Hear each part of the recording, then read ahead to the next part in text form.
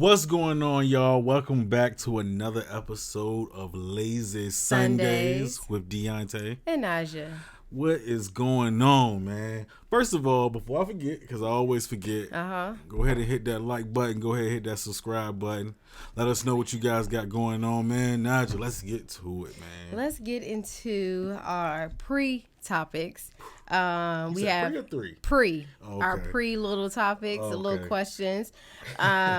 First one is, what are the pros and cons? But you can do pros first. What are the pros and cons of becoming an influencer / entrepreneur while working a 9-to-5?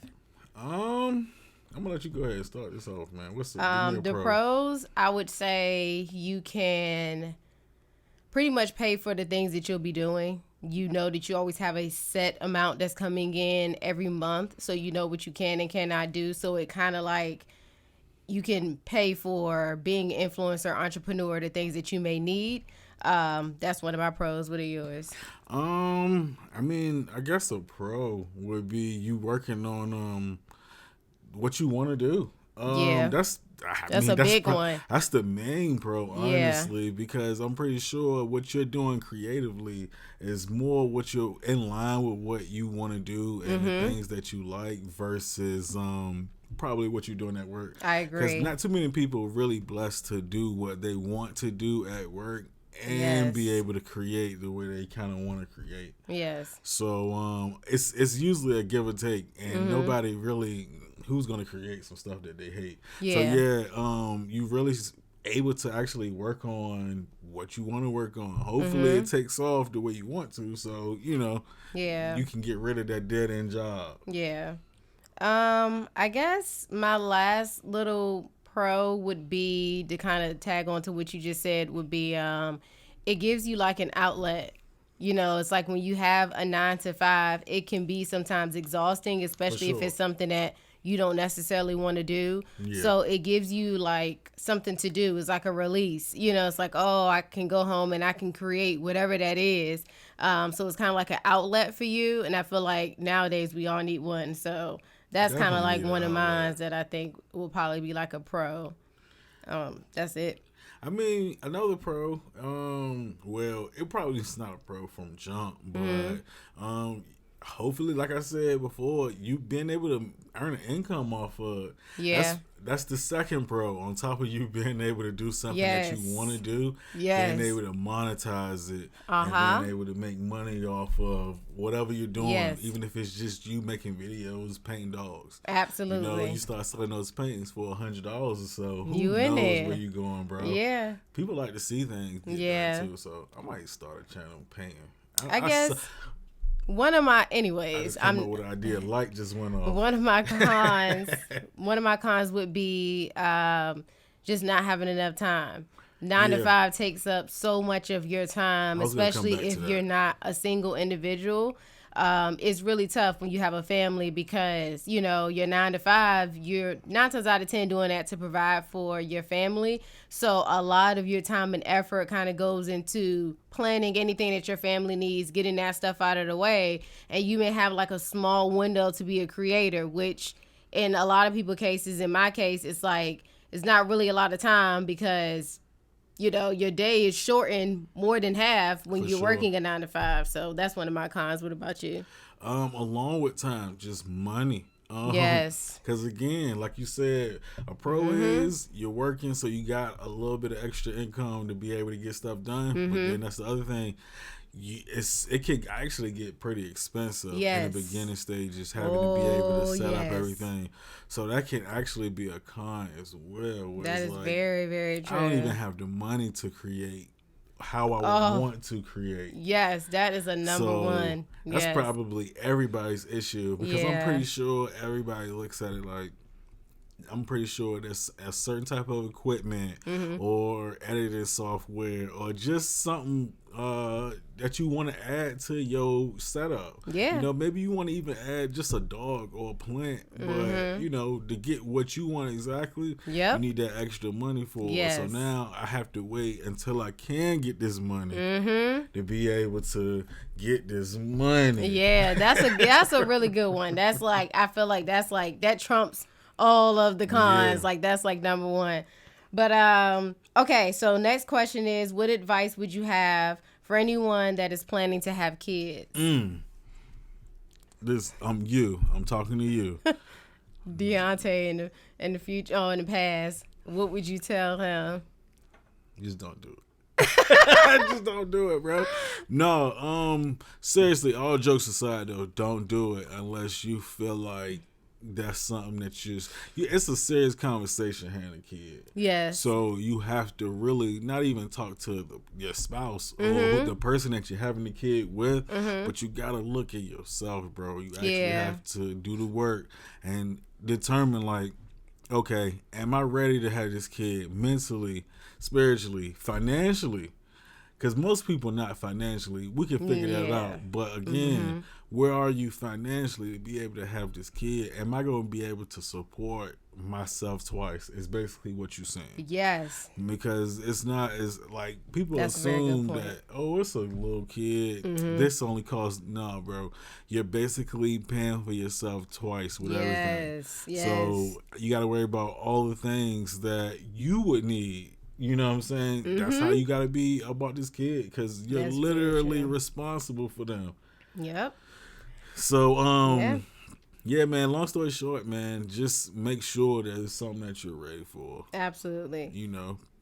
Mine would be patience.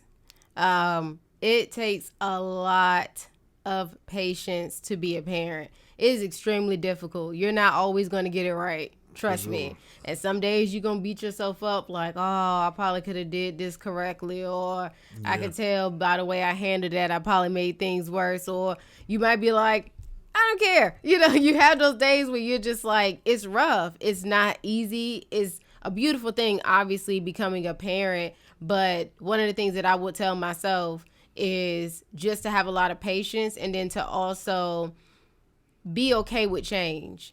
Because when you have kids, it's unpredictable. You don't know what's going to happen with that child, whether it's any type of, God forbid, health issues, just completely altering and changing your life. Everything is based off of what they need. When their life change, your life changes. It just kind of is what it is. There is no ifs, ands, and buts about it. So you have to be willing to accept change, and at any rate that it comes. So, yeah. Like they say, man, if you're in between, just get a dog first. See how you like with a dog. I'm going to be honest. People always say that. Low key, having a dog, I'm like, man, you're a little bit more needier than my kid. But, again, man, see how that goes. If you're able to take care of a dog, somebody that you actually can step away from a little bit, you know, we can entertain having a kid. Yeah. All right, so let's get into our topic of the day. So we're going to be talking about toxic traits, bad traits, red flags, whatever you want to call them. And we came up with this because we've been watching Married at First Sight. This is season 13. And we're basing all of this around Michaela and Zach. They're two people that were matched on the show, and it's just a whole lot of stuff going on. Interesting. Y'all should watch it. Young black couple. Yeah, young black couple. Let's throw that out there. So, so we wanted to name what we deem as toxic traits, red flags, just bad traits, whatever you want to call them. I guess the first one I would say would be a red flag for me, or toxic, would be abuse. That's like number one thing. Any sign of abuse for me is like, I'm out. Go into that a little bit, though, because people assume you're automatically talking about physical abuse. When I say abuse, to me, it means everything. And I only say that because, not to get too deep and personal, but, thankfully, thank God, I've never been in a situation where I've been physically abused, but I've been verbally abused, and it's not a good feeling when someone kind of talks to you a certain way, talks down, and people think verbally abusing someone is not that big of a deal. And to be honest, it happens way more than you would think. So to me, that's like a first sign of, I don't really want to deal with you, because typically when you're in a relationship, it's like a domino effect. This is probably someone that you're going to marry and you're going to have kids with. So if this is how you treat me, then how would you treat our kids? Then how would you treat my family members? So that's like a number one red flag for me. Any type of abuse, you know what I'm saying? I can't. What is yours? I was gonna actually go with I guess I can still use that. The way they communicate with you. I know you're talking about verbal abuse and getting kind of that. Yeah, but that's another just different from that communication because you meet people because again, not even just your spouse. You can have friends and family members that's toxic as well. But you got people that it's a lot of.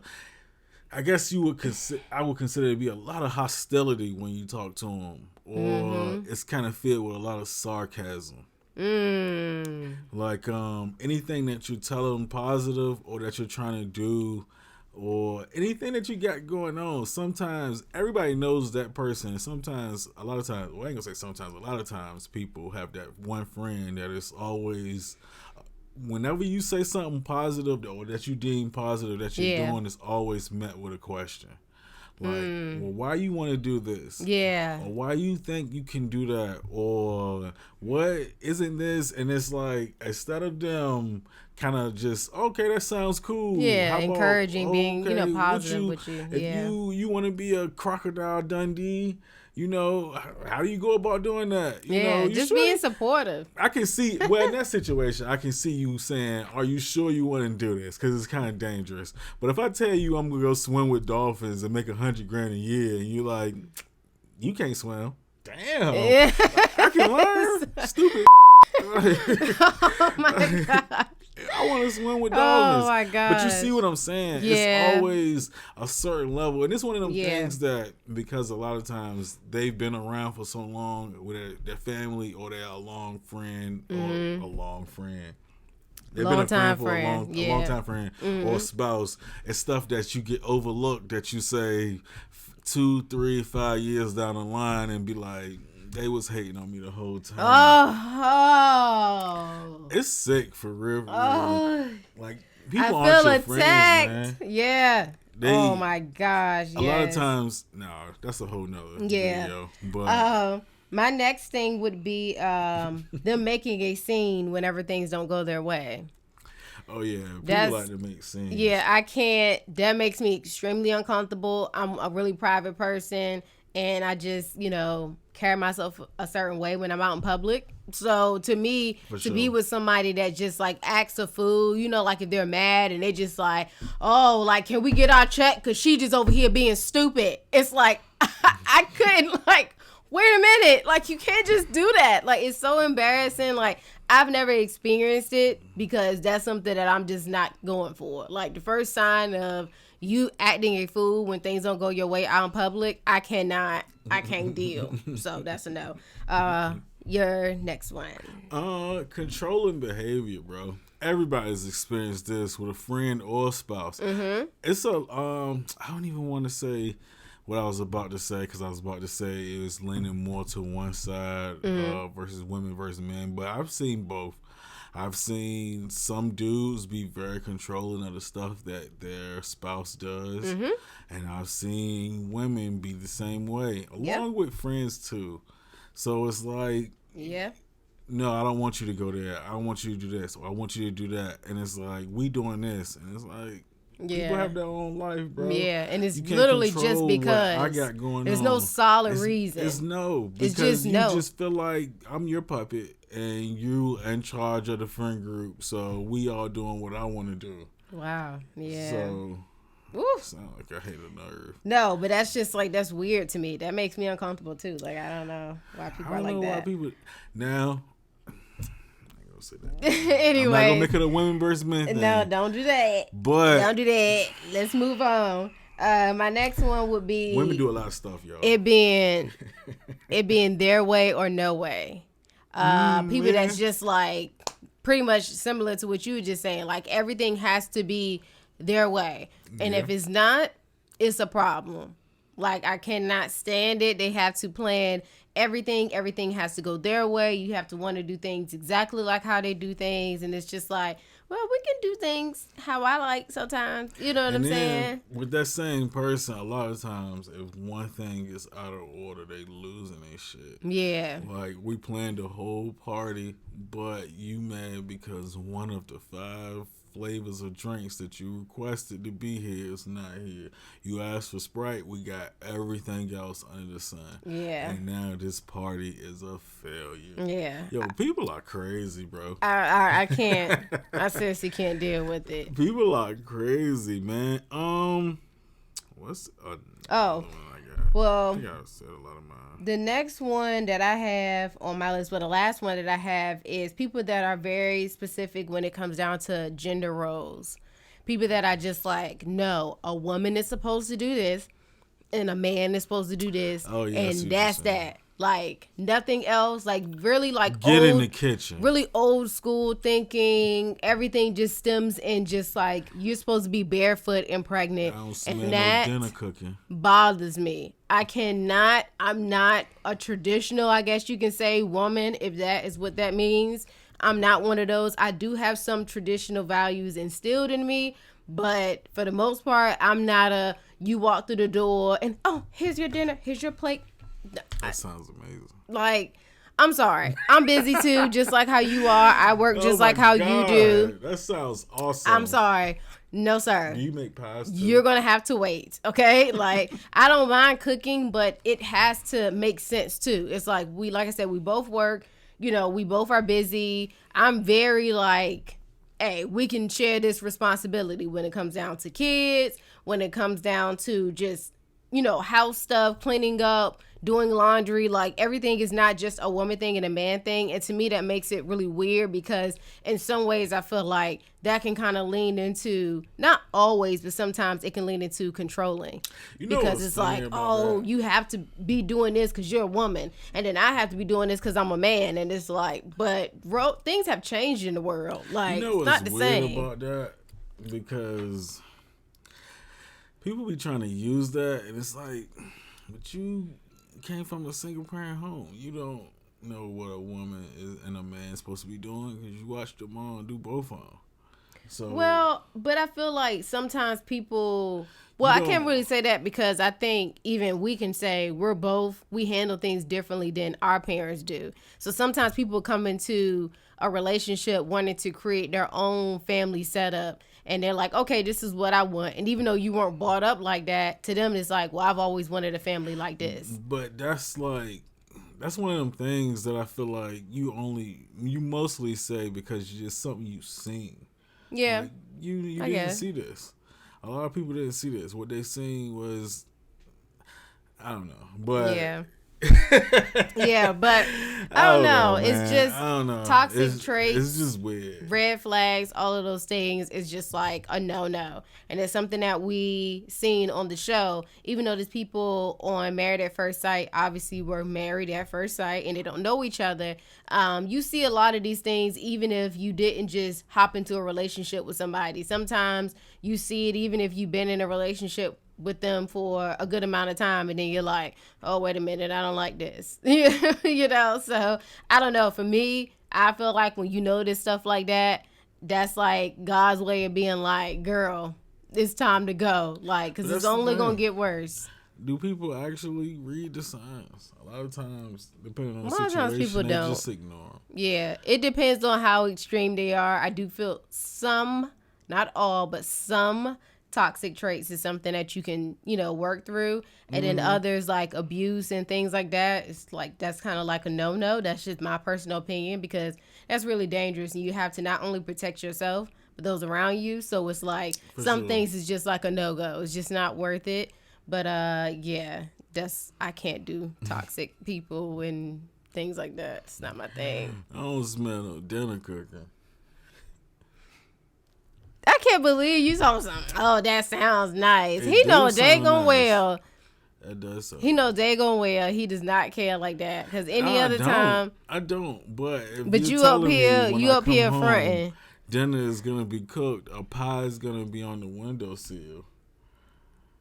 Who wouldn't enjoy that? If I came here every day and if I was a world-renowned makeup artist and every day you came home from work, I said, go ahead, relax. I'm about to beat your face, girl. First of all, you trying to make it seem like you would like those things, but I would the same, like dinner and stuff being cooked, but it's not. I wouldn't mind it. Yeah, and I also wouldn't mind sometimes dinner being cooked for me after I have a hard day at work and I've been busy. That's not what a man does. Whatever. Ain't no gender roles over here. What no man does. Don't play that. I go work at the plant and I come home. Ain't no plant. You ain't at no plant. Beer, I sit in my chair. Put my feet up on that's the recliner going on. Bye. Anyways, y'all. With that being said, this is the end of the video. Hope you guys enjoyed it. Please do not forget to like, comment, and subscribe. No. And we will see y'all in our next video. Bye, guys. Get in them kitchens, fellas. Get in the kitchen. What? Go cook them pies, man. Ain't nobody cooking.